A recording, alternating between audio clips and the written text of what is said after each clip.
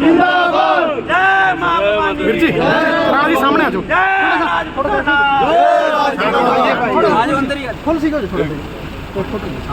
योगेंद्र शेखावत जिंदाबाद। योगेंद्र शेखावत जिंदाबाद।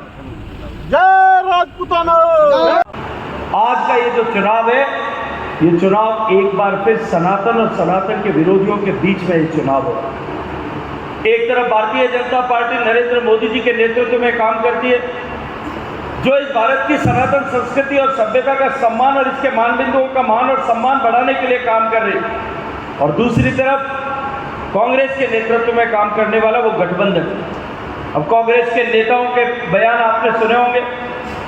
कांग्रेस के राष्ट्रीय अध्यक्ष खड़गे साहब ने चुनाव के बीच में ये बात कही कि अगर मोदी जीता तो सनातन जीत जाएगा, सनातन की ताकत बढ़ जाएगी।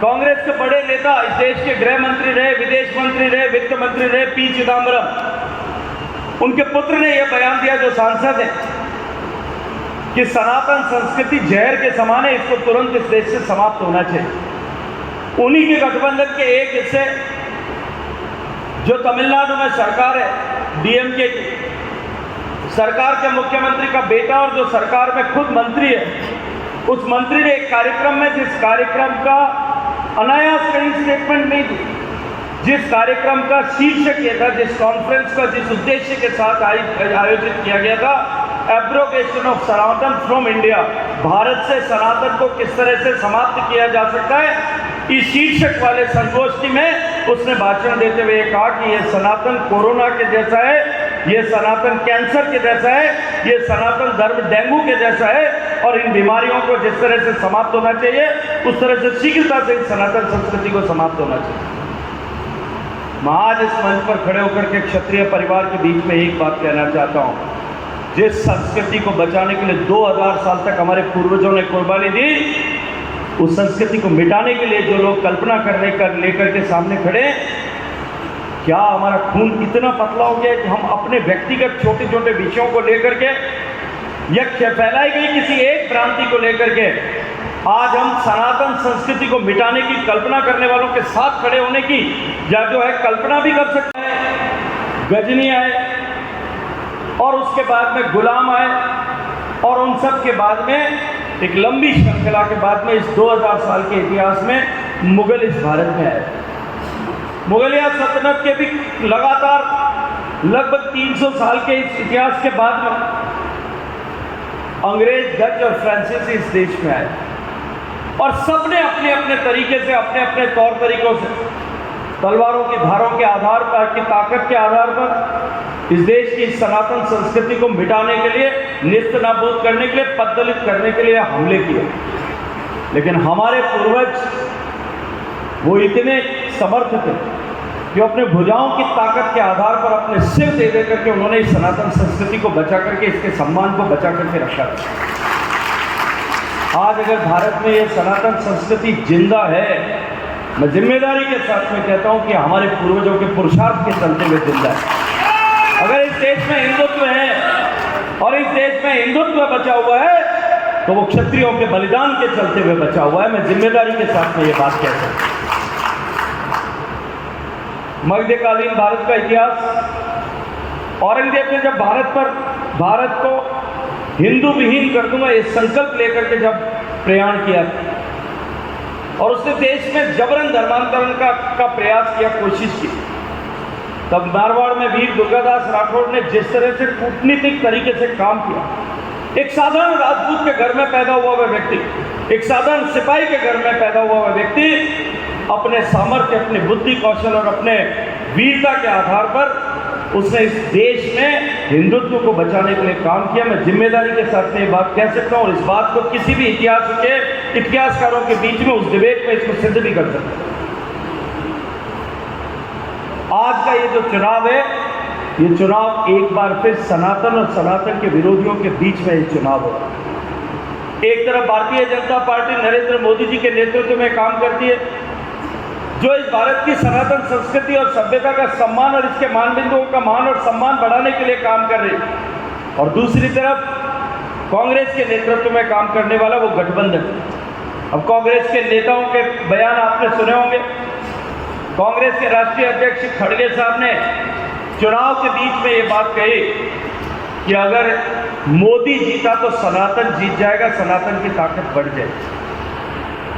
कांग्रेस के बड़े नेता, इस देश के गृह मंत्री रहे, विदेश मंत्री रहे, वित्त मंत्री रहे, पी चिदम्बरम, उनके पुत्र ने यह बयान दिया, जो सांसद है, कि सनातन संस्कृति जहर के समान है, इसको तुरंत इस देश से समाप्त होना चाहिए। उन्हीं के गठबंधन के एक हिस्से, जो तमिलनाडु में सरकार है डीएमके की, सरकार के मुख्यमंत्री का बेटा और जो सरकार में खुद मंत्री है, उस मंत्री ने एक कार्यक्रम में, जिस कार्यक्रम का अनायास कहीं स्टेटमेंट नहीं दी, जिस कार्यक्रम का शीर्षक यह था, जिस कॉन्फ्रेंस का जिस उद्देश्य के साथ आयोजित किया गया था, abrogation of Sanatan from India, Bharat से सनातन को किस तरह से समाप्त किया जा सकता है, इस शीर्षक वाले संगोष्ठी में उसने भाषण देते हुए कहा कि यह सनातन कोरोना के जैसा है, ये सनातन कैंसर के जैसा है, ये सनातन धर्म डेंगू के जैसा है, और इन बीमारियों को जिस तरह से समाप्त होना चाहिए, उस तरह से शीघ्रता से सनातन संस्कृति को समाप्त होना चाहिए।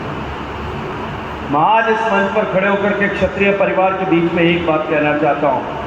जिस संस्कृति को बचाने के लिए 2000 साल तक हमारे पूर्वजों ने कुर्बानी दी, उस संस्कृति को मिटाने के लिए जो लोग कल्पना लेकर के सामने खड़े, क्या हमारा खून इतना पतला हो गया कि हम अपने व्यक्तिगत छोटे छोटे विषयों को लेकर के या फैलाई गई किसी एक भ्रांति को लेकर के आज हम सनातन संस्कृति को मिटाने की कल्पना करने वालों के साथ खड़े होने की या जो है कल्पना भी कर सकते, ऐसा विचार रखने वालों के साथ में खड़े हो सकते। मैं जिम्मेदारी के साथ में आपको एक बात कहना चाहता हूँ, आज जिस तरह की परिस्थितियां बनी हैं, इतिहास में ऐसा पहली बार नहीं हुआ।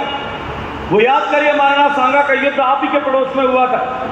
महाराणा सांगा के समय में पहली बार ऐसा अवसर आया था जब क्षत्रिय सेना जो है वो संख्या में ज्यादा थी, लेकिन चुनाव वो उस युद्ध को हार गए, क्योंकि हमारे ही कुछ लोगों ने फैलाई गई एक भ्रांति के चलते हुए जाकर के दुश्मनों के खेमे में खड़े होना स्वीकार कर लिया। ऐसे अनेक उदाहरण मैं आपको दे सकता हूँ इतिहास, लेकिन समय की सीमितता, आप लोग दूर दूर क्षेत्र से आए हुए, आप लोगों को वापस अपने गांव ढाणी तक पहुंचना होगा। मैं उस विस्तार में नहीं जाना चाहता। कभी मनदीप राणा जी और कोई इतिहास का कार्यक्रम रखिएगा, मैं इन सारे विषयों पर विस्तार से आपके सामने चर्चा कर सकता हूँ। ऐसे अनेक अवसर आए जब हम उस निर्णायक युद्ध में सामने खड़े खड़े देखते रहे, या हम में से कुछ लोग जो है दूसरे खेमे में जाकर के खड़े हो गए। हमने सामूहिकता के साथ में काम नहीं किया, वरना उस समय के इतिहास देश का बदल गया हो। अगर राणा सांगा के उस युद्ध में उनके बहनों ही अगर सामने 30,000 घुड़सवार लेकर के सामने के पक्ष के साथ न मिल गए होते, एक छोटी सी भ्रांति को लेकर के न मिल गए होते, तो भारत का इतिहास शायद आज दूसरा होता, ये इतिहास बदल गया होता। ऐसे उदाहरणों के ऊपर विचार करते हुए आज हमको इस समय में इस बात की कल्पना करने की आवश्यकता है कि चुनाव होने वाले, और दो तरह की ताकतें इस देश में चुनाव के मैदान में। ये सामान्य साधारण चुनाव नहीं, यहां बहुत सारे बुजुर्ग लोग बैठे, अनेक बार आपने चुनाव में वोट दिया हो। अब से पहले हमने जब कभी भी चुनाव में लगभग 17 बार सांसद के चुनाव हुए, लगभग इतनी बार विधानसभाओं के चुनाव हुए, और उसके अतिरिक्त जिला पंचायत के, ब्लॉक पंचायत के, गांव में सरपंच के, कोऑपरेटिव के। मेरी उम्र लगभग 55 साल हो गई है। आप लोग हमारी जितनी उम्र है भी ज़्यादा बार वोट दिया हो। जो बुजुर्ग लोग बैठे विराजे, मारवाड़ी बोलूँ कि हिंदी बोलूँ? मारवाड़ी। जो आपने 55 साल में जितने वोट दिए होंगे, आज़ादी के बाद में जो बुजुर्ग लोग बैठे हैं उन्होंने जितनी बार वोट दिया होगा, मेरी उम्र से ज़्यादा होगा। हमने वोट किस आधार पर दिया अब तक? या तो क्या होगा हमने कि हमारी जाति का आदमी खड़ा है, या हमारा कोई रिश्तेदार खड़ा है, पंचायत का चुनाव होगा तो, या हम अपने धर्म के नाम पर वोट दिया होगा। कभी हमने विचारधारा के नाम पर वोट दिया होगा कि हम भारतीय जनता पार्टी के साथ जुड़े या किसी और दल के साथ में जुड़े। कभी हमने सामान्यतया किसी के कहने से कोई बड़े आदमी आ गए होंगे, कोई रिश्तेदार आए होंगे, उनके कहने से वोट दिया होगा। कभी गांव में किसी को जिताने के लिए तय कर दिया होगा गांव ने कि भाई अब की बार तो इस आदमी को सरपंच बनाना है, तो सबने मिलकर के केवल किसी को जिताने के लिए वोट दिया होगा। और कदे कदे खागरान जतकी होगी कि अब के दिन पटको की रड़ काटनी है तो भी खातर वोट दिया होगा। हमने ऐसे मिले जुले चीजों को लेकर के हमेशा वोट दिए, लेकिन अब की बार का जो चुनाव है, ये चुनाव अब से पहले हुए चुनावों से थोड़ा अलग है। और मैं यही निवेदन करने के लिए आप लोगों के बीच में हाजिर हूं। ये जो चुनाव लोकसभा का हो रहा है, ये दो तरह की विचारधाराओं के बीच में चुनाव। एक विचारधारा है जो सनातन धर्म के पक्ष में खड़ी है। सनातन संस्कृति के जितने भी मानबिंदु हैं, गाय, गंगा, गौ, गायत्री, गीता, देश का आयुर्वेद, देश का योग, जो हमारी सनातन संस्कृति के मानबिंदु हैं, चलते हुए सनातन संस्कृति की पहचान इतने वर्षों से है। और यह जो है दूसरी तरफ जो विजेंद्र सिंह शेखावत जी का मैं सबसे पहले तो आप सबकी तरफ से, अपने समस्त क्षत्रिय समाज की तरफ से आज यहाँ क्षत्रिय सम्मेलन में पहुँचने पर दिल की गहराइयों से बहुत, ये पूरा क्षत्रिय समाज अम्बाड़ा